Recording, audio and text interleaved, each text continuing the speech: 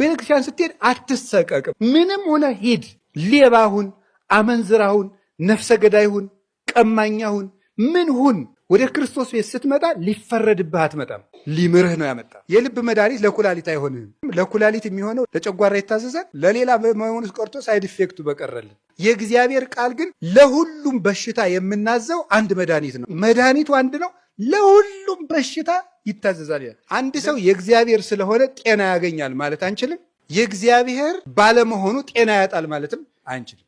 ታማችሁ ጸበል ተጠምቃችሁ ስላልዳናችሁ እግዚአብሔር ትቷችሁ አይደለም። ስለዳንም ከሰው ለይቶ እግዚአብሔር ስለወደደን አይደለም። መከራ ትዕግስት ያስተምራል፣ ትዕግስትም ተስፋን ያስተምራል፣ ተስፋ ደግሞ አያሳፍርም ይላል። ቤተ ክርስቲያን የመሄድ የመጀመሪያው መስፈርት ምን እንደሆነ ታውቃላችሁ? ምህረት ማድረግ ነው። ምህረት የሌላቸው ሰዎች ምህረት አያገኙ። ቤተ ክርስቲያን ስትሄዱ ማንንም የሚከስ ሕሊና ሊኖረን አይገባም። ምህረት ሳይኖረን እግዚኦ ማረነ ማለት ምርት ሳይኖርህ ማረኝ ትላለህ። አትምርም። ቢያንስ ተው ይተውላችኋል፣ ይቅር በሉ ይቅር ይላችኋል። ወንዶች በሽታቸው ምንድን ነው? ዝሙት። ሴትን ባዩ ቁጥር በዝሙት መነደፍ ማለት ነው። ሴቶች የእነሱ በሽታቸው ምንድን ነው? ትውዝፍት፣ ጌጥ ማብዛት ማለት። የካህናት በሽታቸው ምንድን ነው? ትዕቢት ነው። አይምሯችን ረቂቅ፣ እግዚአብሔርን የሚያሰላስል፣ ስለ እግዚአብሔር የሚያስል፣ ስለ እግዚአብሔር የሚናገር፣ ስልጣናችን ምጡቅ፣ ተወዳዳሪ የሌለው ማለት ነው። ባላንጣ የማይነሳበት። እኛ ያሰርነውን መንግስት አይፈታው ይላል። እንዲህ ያሉ ይታበያሉ። የመነኮሳት በሽታቸው ደግሞ ምንድነው? ስስት ነው። 10 ሰሃን እንጀራ እያለ የንስሐ ልጆች እዚያው ይሻግታታል፣ ለሰው አይሰጠውም ማለት ነው። መነኩሴ ዝም ብሎ ያየውን ዕቃ ሁሉ ስጡኝ ማለት።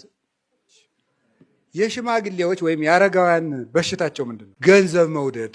ሳረጅ ማን ይጦረኛል ስለሚሉ ሽማግሌ በቃ ከትራሱ ስር የሆነች ብር አለች። ላንጥፍልህ ሲባል ቆይ ወደ ላይ እንዳትሄድ ይሄን እኔ ያነጥፈዋለሁ ነው የሚለው ማለት ነው። ይሄ 5ቱ ምናችን ነው? በሽታችን ነው። ሁሉም አይነት በሽታ ከቤተ ክርስቲያን በታች ነው። ቤተ ክርስቲያንን የሚያሸንፋት ኃጢአት የለም። ምንም የኃጢአት ማህበር ቢኖር ከጌታችን ከኢየሱስ ክርስቶስ ደም በላይ የሚሆን ኃጢአት የለም። ምንም ነገር ቢሆን በሱ ደም ይደመሰሳል። ምንም ኃጢአት ከእግዚአብሔር ይቅርታ በታች ነው። የሥላሴን ስም ማጥናት መማር፣ በሥላሴ ስም መመካት፣ በአብ በወልድ በመንፈስ ሲበሉ አማትቦ መብላት፣ ከቤት ሲወጡ አማትቦ መውጣት፣ ወደ ቤት ስትገቡ የራሳችሁ ቤት እንኳ ቢሆን አማትባችሁ መግባት፣ ውላችሁ ወጥታችሁ እንኳ ቢሆን ተመልሳችሁ ስትገቡ አማትባችሁ መግባት፣ የራሳችሁን እስክብሪቶ ለሰው አውሳችሁ እንኳን ቢሆን ሲመለስ አማትቦ መቀበል፣ የትም ቦታ ላይ የሥላሴን ስም ማህተም ማድረግ ነው። የጌታችን መድኃኒታችን ኢየሱስ ክርስቶስን ስም መጥራት። ሰይጣን ኢየሱስ እንደሚባል ስም አድርጎ የሚጠላው ነገር የለም። ታውቃላችሁ? ይሄን እውነት የለም። የእግዚአብሔር ልጅ ጌታዬ ኢየሱስ ክርስቶስ ሆይ ማረኝ ሲባል ከሰማይ በታች ከምድር በላይ ከምድር በታች ያለ ጉልበት ሁሉ ለኢየሱስ ክርስቶስ ስም ሊሰግድ ይገባል። ስለዚህ በጌታችን በኢየሱስ ክርስቶስ ስም መመካት፣ ስሙን ጠርቶ መተኛት፣ ስሙን ጠርቶ መውጣት፣ ትራንስፖርት የሚሆን መንገድ ላይ የሚሆን የእሱን ስም እየጠሩ መሄድ። በኢየሱስ ክርስቶስ ስም ድል የማይነሳ አጋንንት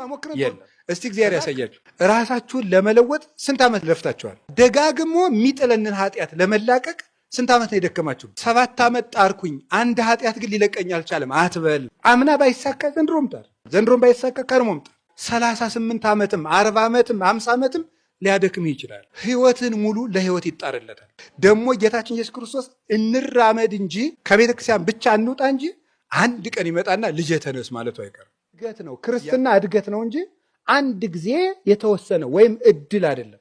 እንደ እድል ተሰጥቶ አንድ ያለቀ ነገር አይደለም።